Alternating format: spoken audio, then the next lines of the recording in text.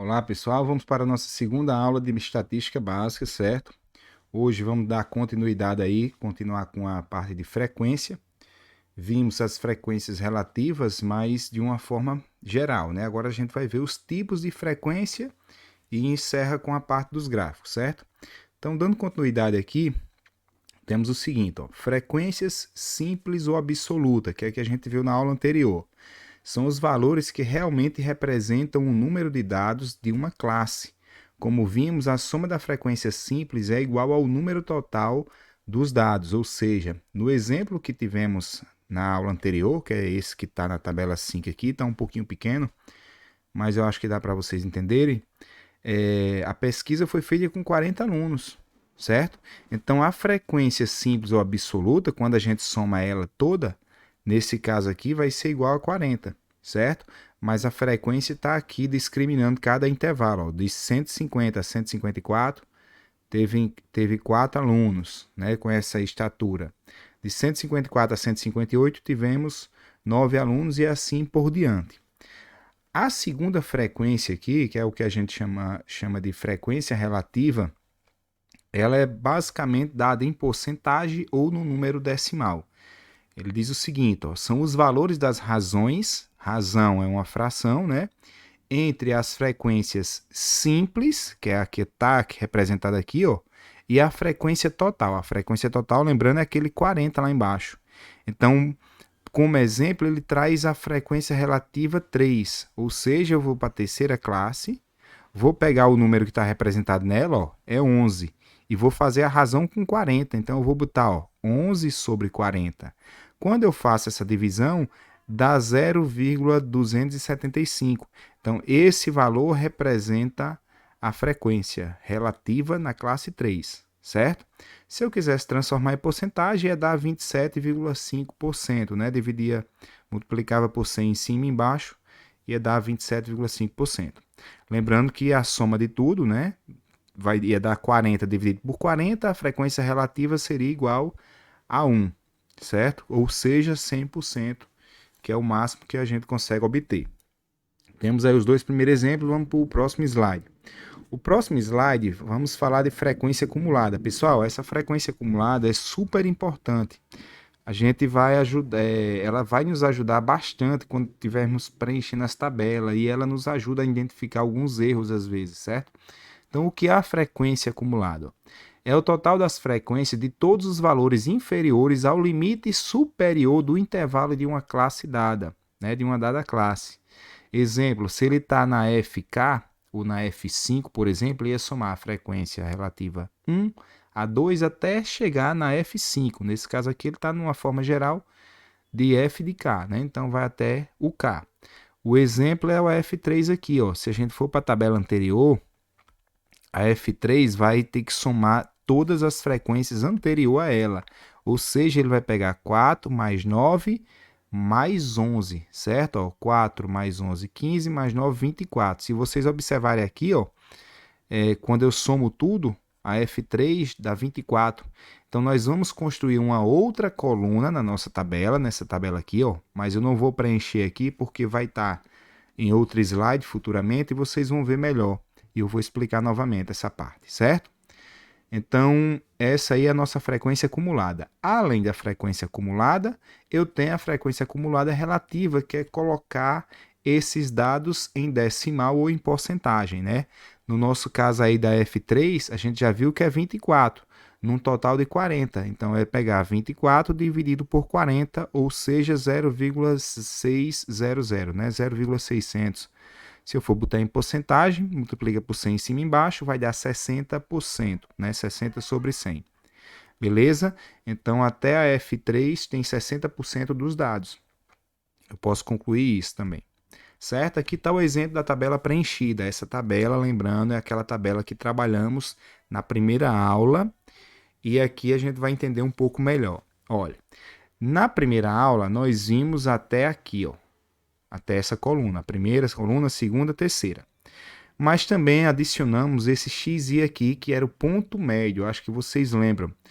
É somar os 150 mais 154 e dividir por 2. Vai dar 152. Está aqui. Ó. Esse 152, lembrando, é o ponto médio da classe, certo? Ó, do 154 ao 158, o ponto médio aqui é 156. Nesse outro, 160 e assim por diante.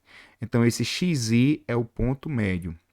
George, esse ponto médio vai servir para alguma coisa? Vai. A gente vai estudar ele mais adiante. Quando estiver vendo média, moda e mediana, ele vai servir para alguma coisa, certo? Ele tem a sua importância. Aqui temos a frequência relativa. Como é que eu encontro a frequência relativa? Pego o valor aqui, ó, da frequência e divido pelo total, divido por 40. Então, se eu pegar 4 dividido por 40, vai dar 0,1. Certo? Se eu pegar 9 e dividir por 40, vai dar 0,225. Se eu pegar 11 e dividir por 40, vai dar 0,275 e assim por diante. Então, a frequência relativa, lembrando, é a frequência, né, dividido pela frequência total. Beleza? Aí temos o nosso F maiúsculo, que é a frequência acumulada. Observe que aqui é 4, começamos com 4. Aqui já é 13, ó, porque eu pego 4 mais 9, 13. 13 mais 11, 24. 24 mais 8, 32. 32 mais 5, 37. 37 mais 3, 40. Observe que esse aqui, o último número, tem que dar igual ao total. Então, é importantíssimo a gente conferir essa frequência acumulada aqui, tá bom? Ela nos ajuda bastante a não errar quando estamos preenchendo nossas tabelas. Então, muito importante essa frequência relativa. Aqui eu tenho a frequência relativa, não, a frequência acumulada. Agora aqui é a frequência acumulada relativa. Olha, esse número que está aqui é igual a esse. Aí o de baixo é a soma dos dois de cima. 100 mais 225, 335, certo? Aí somando esses três dá 600. Somando esses 4 vai dar 800, certo? Aí somando vai dar esse outro. É a soma, a frequência relativa é o valor máximo, né? Observe que a soma aqui no total da frequência acumulada deu 40. Aqui não, ela é uma divisão. Eu estou pegando a soma das frequências relativas, vai ter que dar o resultado 1, 100%, né? Sempre vai dar 1 essa soma. Essa aqui dá igual ao número da frequência total. Esse aqui já dá igual a 1 sempre. Vai dar igual sempre o somatório que está representado aqui. Tá bom? Aqui a gente já viu como é que preenche a tabelinha. Esse preenchimento é super importante para dados futuros que ainda vamos ver. Aqui eu tenho a exemplificação da distribuição de frequências sem intervalos. Esse aqui é um caso mais simples. O caso que a gente estava preenchendo anteriormente é um caso que envolvia intervalos, é até mais complicado. Esse aqui é bem mais simples. Ó. Quando se trata de variável discreta, de variação relativamente pequena, que não tem tantos dados, cada valor pode ser tomado como um intervalo de classe, né? E nesse caso a distribuição é chamada distribuição sem intervalo de classe, tomando a seguinte forma. Tem a primeira variável e vou ter a frequência dela. Então, x1 aparece, por exemplo, 4 vezes, x2 aparece 3, por exemplo, e assim por diante. E aqui eu vou ter a frequência total, né? A soma de todas as frequências. Tá bom? Ela é bem simples. Aqui tem um exemplo. Minha primeira variável. Vamos ver o que está se tratando aqui. Ó. Seja x a variável número de cômodos das casas ocupadas por 20 famílias entrevistadas. Observe que o total ali já dá as 20 famílias. O que é que essa tabela está me dizendo? Está me dizendo que 4 famílias, ó, a frequência aqui é 4. 4 famílias utilizam 2 cômodos da casa, certo? 7 famílias utilizam 3 cômodos da casa. 5 famílias utilizam 4 cômodos e assim por diante, né? O x, a variável aí, são os cômodos da casa. Quantos cômodos tem sua casa? 2, 3, 4, 7. Quantos tem? Aí aqui está preenchido, certo? Completando a tabela com as frequências, as outras frequências, teríamos isso aqui, ó. Eu não gosto nem de ir para a frequência relativa primeiro, eu gosto de ir primeiro para acumulado. Observe que esse 4 aqui é igual a esse. Só que esse 11 aqui já é a soma, ó. 4 mais 7, 11. 4 mais 7 mais 5, 16. Se eu somar 2, 18. Soma 1, 19. Soma 1, dá 20. Observe que esse 20 é igual a esse 20 que está aqui, certo? A frequência acumulada é essa aí. Como é que eu encontro a relativa, George? A relativa é sempre a divisão. Ó. 4 dividido por 20 vai dar 0,2. 7 dividido por 20 vai dar 0,35. 5 dividido por 20 vai dar 0,25 e assim por diante. É a divisão, tá bom? Já a frequência acumulada relativa também é a divisão. Só que é a divisão de quem? A divisão não, é a soma, né? Acumulada aqui. A frequência acumulada relativa. É a soma desses valores aqui, ó. O 20 está igual. Mas o segundo não está igual. Por quê? Porque é a soma. 20 mais 35, 55. Se eu somar mais 25, dá 80. Se eu somar mais 10, dá 90. Somando mais 5, 95. Somando mais 5, dá 1. Observe que esse valor que está aqui tem que dar igual a esse. Porque aqui a frequência acumulada vai sempre dar os 100%. Tá bom? A frequência acumulada relativa, né? A acumulada mesmo, que é essa coluna aqui, ó, ela vai dar igual à frequência total, certo? Observe que o último valor é igual, é 20. Agora vamos para as representações gráficas, certo? A gente vai trabalhar aqui com 3 representações. Os diagramas, eu vou mostrar alguns. Temos outro que a gente não vai trabalhar esses dois, mas são bem conhecidos, os cartogramas e os pictogramas, que utilizam imagens, né? Entre os diagramas, a gente vai ver, se eu não me engano, 3. Já já eu passo o slide e a gente vai ver alguns aqui. Mas o que é importante ter no gráfico? E o gráfico ele vai representar aqueles dados das tabelas que vimos, né? Então, ele vai ter que apresentar isso de uma forma simples. Então, ele tem que ter simplicidade, certo? Ele tem que ser destituído, ou seja, ele não pode ter informações secundárias. Ele não pode conter erros, certo? Ele tem que ter ele tem que ser o mais simples possível. Então, uma das características dos gráficos estatísticos é ter simplicidade, ter clareza, né? Ele tem que ser claro, ele tem que possibilitar uma correta interpretação dos valores representados. E tem que ser verdadeiro, ele tem que possuir a veracidade para transmitir as informações com serenidade. Tá certo? O primeiro gráfico que vamos conhecer aí, do diagrama, é o gráfico de linha. Esse gráfico é bem conhecido na política, campanha eleitoral, utiliza bastante dele. No exemplo que está aqui é a produção brasileira de óleo de dendê. Ele fez o gráfico a partir de certos anos. Ó. 1987 tinha 39,3. Observe que o gráfico aqui está subindo de 10 em 10. Ó. Aqui as toneladas, certo? 1.000 toneladas. Então, 40 mil toneladas é maior do que 39,3. Mas o gráfico, como ele é um pouquinho, a linha está um pouquinho grossa, a gente acha que está aqui no 40, por estar muito próximo, né? 39,3. O segundo, 39,1. Está representado aqui, ó.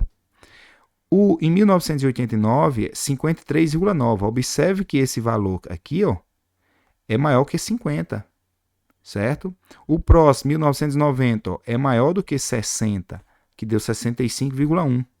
O outro é um pouquinho maior, em 1991, ó. Tá lá em cima, ó, tá perto dos 70, ou seja, 69,1. E por fim, 1992, 59,5. Está um pouquinho abaixo dos 60 aqui na frente, certo? Então, temos aqui a tabela e uma representação gráfica. Observe que a tabela ela é mais precisa, porque no olho aqui, a gente realmente pensa que aqui é 40, mas o gráfico é só passar uma informação mais direta quando a gente vê o que é que está acontecendo. Está se mantendo a produção? Está aumentando? Está diminuindo? Esse gráfico de linha ajuda bastante a gente a identificar isso, certo? Aí eu vou ter 2 exemplos bem parecidos, que é o gráfico de coluna e o gráfico de barras. Ó, passei aqui, certo? Vamos ver o de coluna primeiro. Ele diz assim, ó, produção brasileira de carvão mineral bruto entre os anos de 1989 a 1992. Então, temos lá, ó, em 89, 18.196, em 1990, 11.000. Então, observe que está diminuindo aqui, ó, certo? Mas no gráfico isso fica mais visível. Olha aqui, ó, um retângulo bem grande, diminuiu um pouco e diminuiu um pouco mais. Então, observe que essa produção de carvão mineral ela foi diminuindo com o passar do tempo. Mas a gente percebe que em 1989 a produção era bem maior. Estava entre 15 mil e 20 mil. Na tabela ela mostra mais real, 18.196. Aqui a gente tem uma noção, não está registrado aqui, mas a gente tem uma noção que era bem maior que 15 e um pouco menor que 20 mil.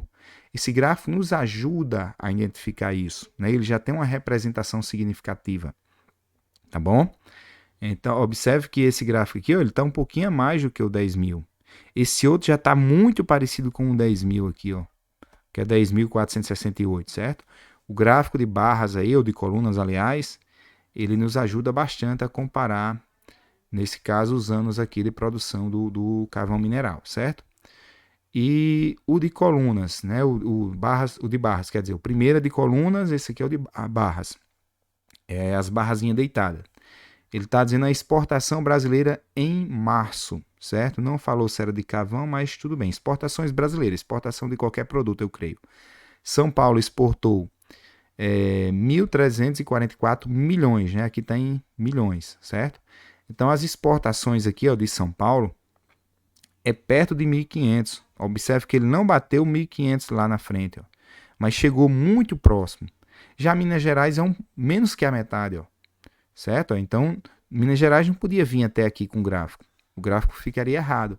Ele considera a proporção, o valor correto. Ele tem uma escala aqui embaixo, ó, do 0 ao 500, até o 1.000, até o 1.500, certo? Observe que Minas Gerais está um pouquinho a mais do que 500. Então, se eu traçasse uma linha aqui, ó, no 500, observe que ele ficou um pouquinho à direita. A linha não ficou tão reta aqui, mas ele está um pouco à direita. E assim por diante. Esse de barras é bem parecido com o de colunas. A diferença é que colunas, esses retângulos, eles estariam em pezinho, né? Aqui estão como se tivesse deitado. Mas é a mesma ideia, dá para entender com a mesma facilidade. E temos a mistura, às vezes, dois gráficos, né? Diz assim, ó, gráficos de colunas ou barras, nesse caso é de colunas, múltiplas.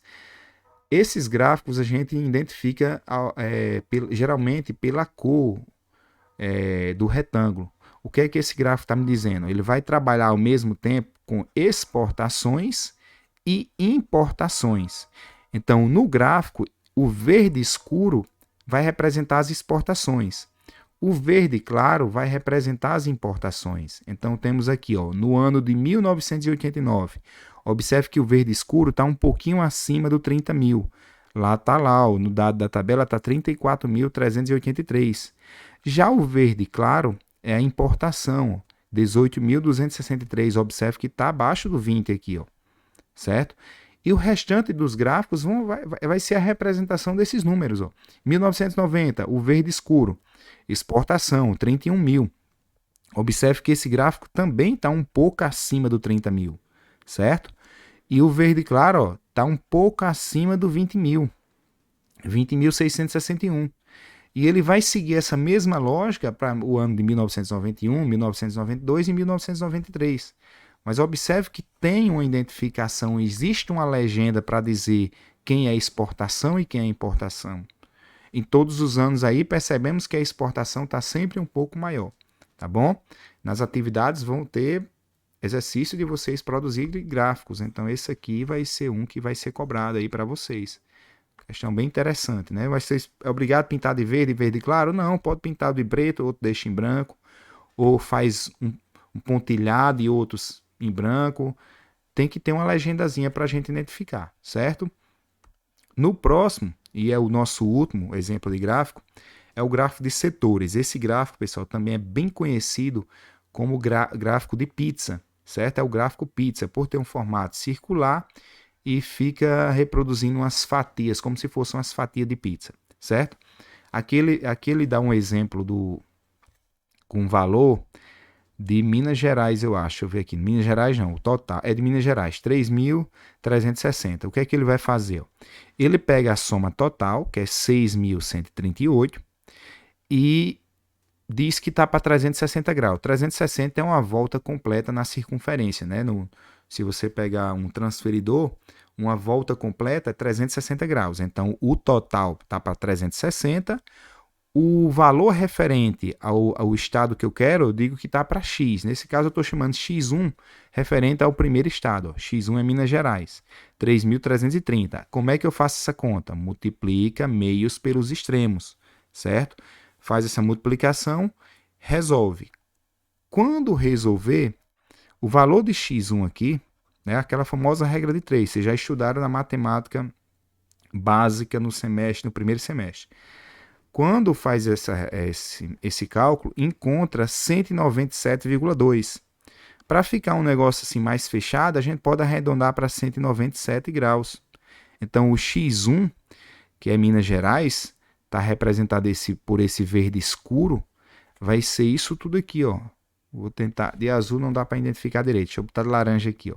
Se a gente calcular esse ângulo aqui, é de 197 graus, certo? Pegava um transferidor, fazia esse cálculo e riscava aí, separando isso tudo para Minas Gerais. Então, se eu fizer com Espírito Santo, que é esse outro verde aqui, um verde mais claro, observe que ele tem a legenda também, ó. Fiz essa regra de 3 aqui, com X2, no lugar do X1 eu colocava X2, no lugar desse 3.300 e pouco aqui, ó, eu ia colocar 430,4. Quando eu fizesse meios pelos extremos, nossa resposta ia dar 25,2, eu podia utilizar o 25 graus. Então, esse ângulo aqui, ó, é de 25 graus. E isso aí eu vou repetir para os outros estados, certo? Então, aqui, pessoal, a gente encerra a parte introdutória à estatística básica. A gente vai continuar com aulas de estatística básica, né, antes de probabilidade. Eu estou encerrando aqui para não ficar tão longo e ficar fácil para vocês separar os vídeos para ajudar na resolução das atividades, certo? Vou interromper aqui e até a próxima aula.